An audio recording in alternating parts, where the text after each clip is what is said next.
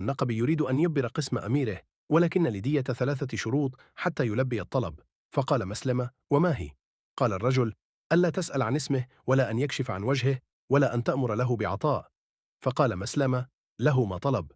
عندها قال الرجل: أنا صاحب النقب. ثم عاد من أدراجه مسرعا واختفى بين خيام الجيش. فوقف مسلمة والدموع تملأ عينيه فقال: من المؤمنين رجال صدقوا ما عاهدوا الله عليه، فمنهم من قضى نحبه ومنهم من ينتظر وما بدلوا تبديلا. الأحزاب 23. إن لم يكن فعلك لله خالصا فكالبناء قد بنيت خراب. فكان مسلم بعد ذلك يقول في سجوده: اللهم احشرني مع صاحب النقب، اللهم احشرني مع صاحب النقب. اجعلوا بينكم وبين الله خبيئة عمل صالح تنفعكم يوم لا ينفع مال ولا بنون.